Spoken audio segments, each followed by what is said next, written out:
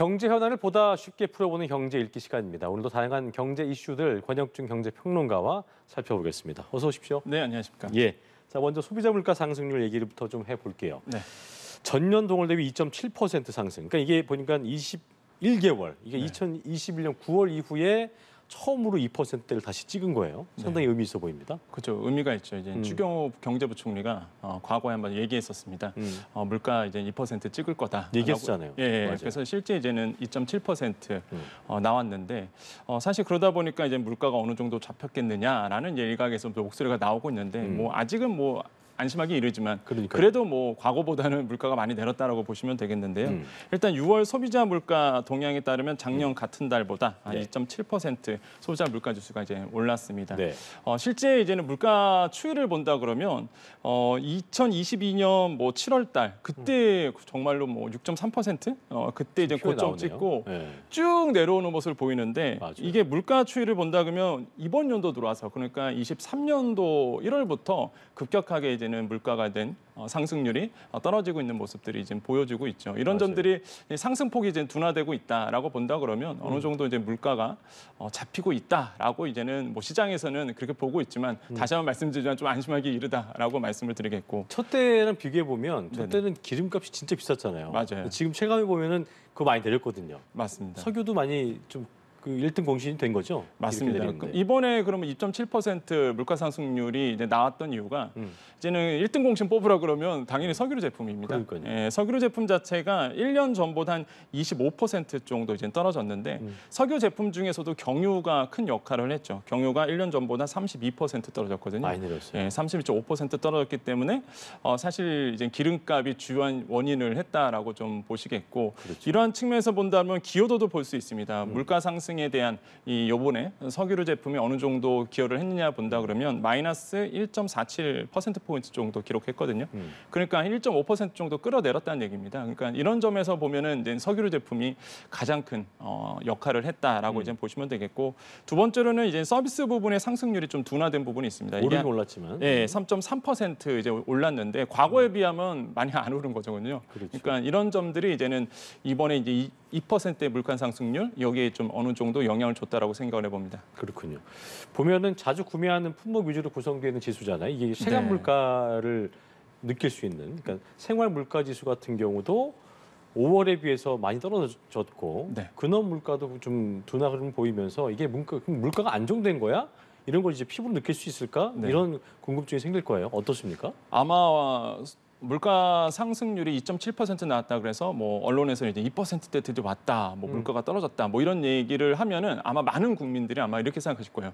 정말? 이렇게 하실 겁니다. 왜 그러냐면 정말 피부로 느끼기에는 고물가 상태거든요. 그래서 맞아요. 이제는 사실 이런 걸 이제 기저효과라고 보통 얘기하는데 아까도 말씀드렸지만 석유류 제품이 큰 영향을 미쳤다라고 말씀드렸잖아요.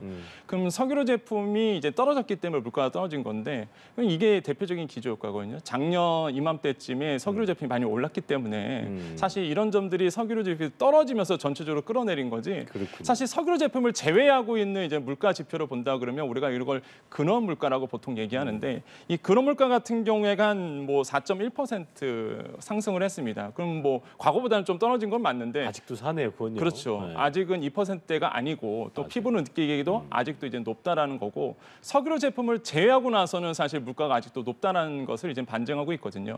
이런 점들을 봤을 때 사실 이제 피부로 느끼기에는 조금 문제가 있다라고 좀 볼 수가 있겠고 두 번째로 본다 그러면 공공요금이 사실 이제 떨어지지 않고 있다라고 보시면 되겠죠. 대표적인 게 이제는 전기, 가스, 수도이고요. 이게 25.9% 올랐습니다. 그러니까 엄청나게 오른 거죠. 그러니까 맞아요. 피부에 서민들이 느끼기에 공공요금이 오르다 보니까 뭐 피부로 느끼지 못하는 부분 무엇보다 이번에 또 서울시에서 이제 대중교통 요금을 이제 올린다라고 이제는 얘기를 했습니다. 그래서 맞아요. 변함이 없거든요. 한 300원쯤 이제 올릴 거라 보고 있기 때문에 앞으로 계속 이런 공공요금은 올라갈 수밖에 없습니다. 세 번째로는 외식 가격이 많이 오른 상태거든요. 이게 6.3% 올랐습니다. 그러니까 서민들이 체감하는 이런 체감 물가, 특히 이제는 가장 근접한 우리가 쓰는 물가 지표들이 내리지 않다 보니까 이게 뭐 지표상으로는 2.7% 상승했다라고 나오지만은 맞아요. 사실 그렇게 피부로 느끼기에는 조금 괴리감이 좀 어느 정도 있는 거죠. 음. 그래서 아마 조금 더 물가 지표를 좀 더 확인하시는 것이 아마 좋을 것 같다라고 말씀드립니다. 정리해 보면 그 체감 느낄 수 있는 게 특히 주부님들 같은 경우는 공공요금 맞습니다. 그리고 뭐 장바구니, 네. 외식 이게 체감인데 거기에다 이제 차까지 몰고 다니면 이제 그 느낌인데 맞습니다. 차를 안 모시는 주부님도 입장 계실 것이기 때문에 이 세 개가 아직 현저히 낮지 않기 때문에 네. 체감하기 어렵다. 그런데 이런 상황에서 소비자 물가 상승률이 2% 체감은 되지 않지만 2% 석유 때문에 내려왔는데 네. 연말에 또 3% 올라간다는 얘기가 나와서 네. 아니 뭐 체감도 못하는데 또 올라가 이런 느낌을 또 가질 수 있어요. 이거 왜 그런 겁니까? 그러니까 아까도 말씀드렸다시피 이제는 원자재 가격 때문에 이제 변동성이 있거든요. 그러다 보니까 석유 제품이 다시 한번 또 오를 수도 있는 부분도 있겠고 이런 부분들이 이제 영향을 줄 것이다. 감산 같은 것도 그렇죠. 변수가 되는 거죠. 오펙 플러스에서 이제 감산 들어간다 그러면 다시 한번 또 석유 제품 오를 가능성도 있거든요. 예. 그렇기 때문에 이런 어떤 변수들이 존재하기 때문에 아마 연말 가서는 3%대 물가 상승률을 기록할 것이다라고 지금 시장에서는 이제 내다보고 있고요. 지금 보면 변수들이 몇 가지가 있습니다. 그러다 보니까 이제 원자재 가격 같은 건데. 그러니까 지금 좀 고무적인 거는 그나마 좀 위안이 되는 거는 밀가루 가격이 많이 낮아졌다는 부분이 많이 내려왔어요. 예, 밀 가격이 실제 6월에 이제 선물 시장에서 거래된 가격, 선물 가격이 톤당 한 243달러 정도 되거든요. 이게 작년 5월이 피크였습니다. 작년 5월에 이제 밀 가격이 한 419달러였는데 거기에 대비해서 한 지금 수준이 58% 수준이에요. 그러니까 그때 고점 찍고 많이 내려온 고점 거죠. 대비 58%. 예. 많이 떨어지고 무엇보다 지금 밀 가격이 코로나 때문에 그 전쟁 때문에 사실 많이 올랐거든요. 코로나 겸 그다음에 전쟁이 터지면서 발발하면서 이제 밀 가격이 많이 올랐는데 그러면 러시아랑 우크라이나의 그 전쟁하기 전과 비교해 본다면 오히려 그때보다 더 떨어진 상태입니다. 밀 가격이. 그래요? 예. 그러다 보니까 이제 추경호 부총리가 라면값 좀 내려라고 얘기하는 그 이유가 여기 있거든요. 수급이 안정됐으니까 이제 그렇죠.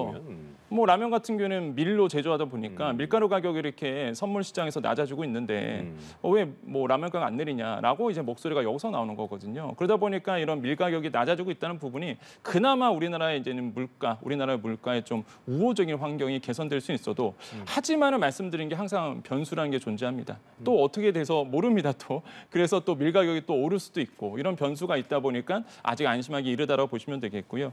그다음에 환율도 이제 변수죠. 이제 환율 자체가 만약에 오르게 된다라고 본다 그러면 당연히 이제 수입 물가 자체를 자극하게 됩니다. 수입 물가가 오르게 되면 다시 한번 또 우리나라의 물가에 영향을 줄 수밖에 없기 때문에 이 환율 자체의 관리도 굉장히 필요한 부분 이런 것들이 이제는 굉장히 주요 변수로 이제는 하반기에도 작용할 것이다라고 보고 있고 국내 경기도 마찬가지죠. 국내 경기에 따라서 또 변수가 작용하기 때문에 앞으로 이런 것들을 좀 체크를 하셔야 되겠다라고 다시 한번 좀 말씀을 드리겠습니다. 자 그렇다면 미국의 FOMC가 있다면 한국에 이제 금융통화위원회가 있는데 13일로 예정이 되어 있는데 보통 이제 이런 것들 금리 결정할 때 여러 지표들을 보잖아요. 근데 물가 상승률 목표치를 2%대로 했었고 어쨌든 뭐 어느 부분에서 내려왔든 2.7이 됐으니까 이게 또 이번에 그럼 동결할 수 있을까? 동결로 갈까 싶은데 변수가 이제 그 FOMC에서 이 6월은 스킵했습니다만 이게 좀 FOMC가 먼저 열리면 좋은데 후에 열리니까 그걸 보면서 좀 고민하면 좋을 텐데 우리 동결했다가 거기 또 올려버리면 2% 되니까 맞습니다.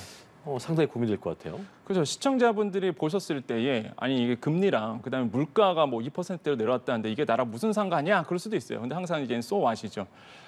그런 관점에서 본다 그러면 이제 부동산에 관심 분들이 굉장히 많으시고요. 우리나라의 또 예금의 이제 이자를 통해서 또 수익하시는 분 계시기 때문에 되게 예민한 문제입니다. 물가가 2%에 왔다는 얘기는 한국은행 입장에서 본다 그러면 그러면 금리를 인상할 이유가 없네라고 이제 보고 있는 거죠. 왜냐하면 물가가 높다라고 본다 그러면 생각보다 안 떨어진다 그러면 이제 금리 자체를 올려서 다시 한번 물가를 잡게 되는데 이제 물가가 예상치만큼 2% 돌아왔단 말이죠. 그러면 이제는 이번에 금통위에서 고민하는 부분이 그러면 금리 상승에 대한 요인이 이제 하나가 사라지게 됩니다. 그럼 동결될 가능성이 그래서 이제 높아진다라고 이제 보시면 되겠죠. 우리 자체로 보면 맞습니다. 그렇죠. 그래서 이런 점들이 이제 영향을 주게 되는 거고 하지만은 금리 인상에 대한 이유는 아직도 남아 있습니다. 지금 이제 표에 나왔듯이 한미 기준금리의 이제는 격차가 계속적으로 이제 벌어질 수밖에 없어요. 일단은 아까 말씀하신 것처럼 FOMC에서 이제 지금까지의 추이를 본다 그러면 연내 2번 올릴 거야라고 이제는 파월 의장의 목소리에서 나왔었거든요. 그러면은 지금 7월과 9월을 예상하고 있는데 만약에 우리가 동결하고 만약에 7월 달에 이번에 이제는 연준에서 금리를 0.25%포인트 정도 높인다라고 본다 그러면 지금 금리 격차가 1.75%포인트인데 그러니까요. 이게 2%포인트까지 더 벌어졌다는 얘기죠. 그러면 아까도 말씀드린 것처럼 환율을 자극하게 됩니다. 긴 달러 기조 또 네. 다시 올라올 수 있으니까. 그렇죠. 이제는 환율을 자극하게 돼서 이제 환율 자체가 또 원화 가치가 이제 떨어진다. 뭐 킹달러가 된다 그러면 자연스럽게 또 우리나라 물가를 또 자극하거든요. 맞아요. 이러다 보니까 수입 물가 자극하다 보니 또 수입 물가 높아지면은 당연히 우리나라의 모든 물건값이 또 올라지게 됩니다. 그래서 이런 어떤 악순환이 변질 수 있기 때문에 환율에 대한 아마 부분 때문이라도 또 올릴 가능성도 우리나라도 있다라고 볼 수가 있어요. 그래서 저 개인적 생각은 일단은 인상이 맞지 않나라고 생각하고 있지만 시장의 지배적인 목소리, 그다음에 특히 이제 금융시장 안정 이런 것을 본다 그러면 아무래도 이제 이번에 이제는 금통위에서 동결할 가능성도 역시나 있다라고 생각을 해봅니다. 특히 이제는 수출 경기도 생각을 해줘야 되거든요. 워낙 그 경기가 지금 둔화된 상태다 보니까 맞아요. 네. 이런 경기 둔화의 측면도 본다 그러면 아무래도 이제 동결이 조금 더 유리해 보인다라고 뭐 말씀을 드립니다. 알겠습니다. 자, 그리고 대출 연체율 얘기를 좀 해볼게요.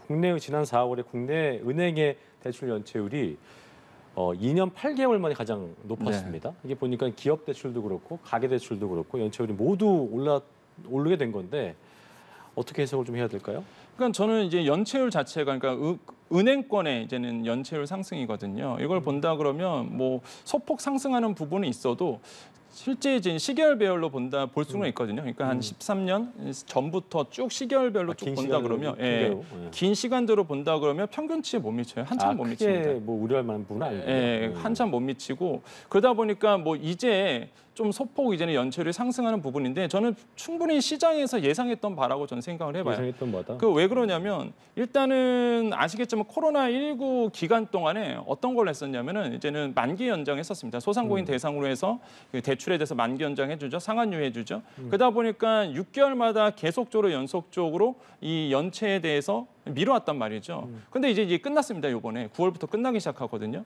그러다 보니까 지금 은행권에서는 계속적으로 만기 연장이 끝나다 보니까 연체가 높아질 수밖에 없는 구조로 가고 있어요. 그래서 이제 연체율이 조금 상승하고 있는 부분, 이거는 어느 정도 시장에서 예상했던 부분이고, 그다음에 아까도 말씀드린 것처럼 뭐 장기 시계열 분석으로 보더라도 그때에 비해서는 아직 연체율이 높지 않은 수준이다 보니까 뭐 이렇게는 뭐 봤을 때 그렇게 위험한 수준은 아니다라고 좀 생각을 해보겠는데, 다만 그런 건 있습니다. 이제 기업 대출과 가계 대출을 좀 비교해 본다 그러면 둘 다 높아지고 있어요, 연체율이. 근데 기업 대출 중에서는 대기업보다는 중소기업 연체율이 높아지고 있는 추이. 그래요? 요거는 좀 주의할 필요가 있죠. 그다음에 가계 대출에서도 담보 대출과 신용 대출이 있는데 담보 대출보다는 이제 신용 대출 부분에서 연체율이 높아지고 있다는 부분. 그러면 상황이 좀 더 어려울 수도 있는 그렇죠. 부분이죠. 그러면 두 가지 측면에서 본다 그러면 소상공인들이 어렵다는 것과 그다음에 이제 개인 대출에서 신용 대출이 없다는 얘기는 담보력이 없으신 분들, 그러니까 이제 어려우신 분들이군요. 이런 분들은 이런 분들 중심으로 이제 연체가 높아지고 있다는 부분은 좀 시장에서 경계를 주의하셔야 해야겠네요. 되겠다. 예, 이렇게 볼 수가 있겠죠. 이 얘기를 왜 했냐면 은행들 연체율 뭐 지금 얘기하신 대로 전반적으로 긴 시간을 봤을 때는 큰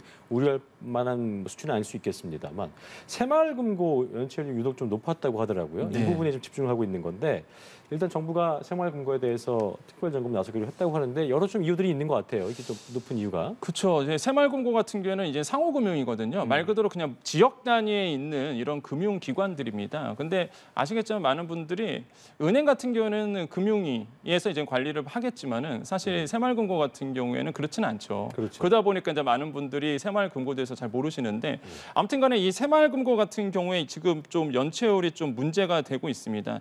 특히 이제는 부분별로 본다 그러면 이제 가계대출과 기업대출로 좀 나눠질 수 있는데 특히 연체율이 어디서 치솟고 있냐면 이 기업대출 쪽에서 이제는 치솟고 있고요.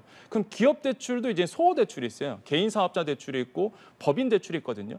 이 둘 중에 비교해서 본다 그러면 소호대출보다는 지금 이제 법인 대출 쪽에서 치솟고 있다는 얘기죠. 아까 얘기했던 중소기업들. 네. 그러면 그 법인은 과연 누구겠냐 본다 그러면 건설사였습니다. 그렇군요. 예, 이 건설사에서 이제 PF 대출이 이제 문제가 생길 수밖에 없는 구조예요. 왜냐하면 사실 지금 이제 건설사에서 PF 대출 된다 그러면 우리가 어떤 브릿지론이라고 있거든요. 거거든요. 이 브릿지론에서 이제 문제가 될 가능성이 굉장히 커집니다. 그래서 이런 부분에서 이제는 법인 대출이 좀 늘어나고 있고 법인들이 지금 경기가 워낙 안 좋잖아요. 건설 경기가 안 좋고 사실 이제 건설이 굉장히 하향 측면에 있다 보니까 건설사한테 돈을 못 갚기 시작하는 거죠. 그러면서 이제 법인 대출의 연체율이 이제 치솟게 되는 이런 문제가 이제 생길 수밖에 없다. 그래서 이런 부분들에 대해서 이제는 문제가 있고 그래서 그러면 왜 이런 문제가 됐을까라고 그 이유를 좀 분석해 본다 그러면 아무래도 이제는 전략의 차이라고 봅니다. 그러니까 2020년도에 정부가 했던 게 가계대출 조이는 거였거든요.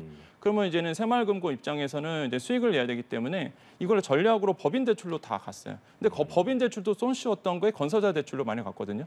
이제 그러다 보니까 이제는 이런 부실들이 좀 커졌고 두 번째로 본다면 이제 공동 대출이라고 있습니다. 이게 뭐냐면 새마을금고잖아요. 사실 시중은행처럼 크지는 않습니다. 그러다 보니까 하나의 법인에 최대한 대출해 줄 수 있는 것이 이제 50억 원 정도 돼요.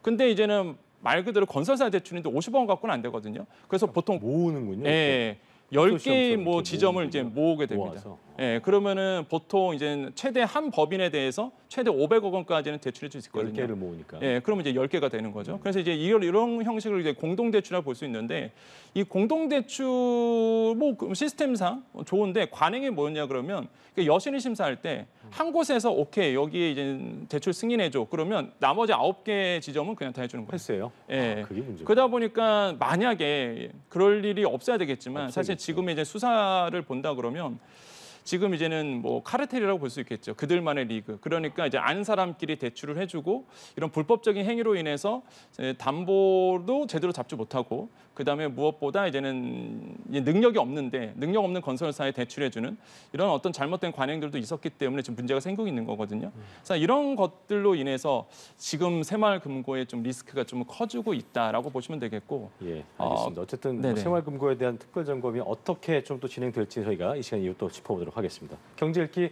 권혁중 평론가와 함께했습니다. 오늘 말씀 고맙습니다. 네, 감사합니다.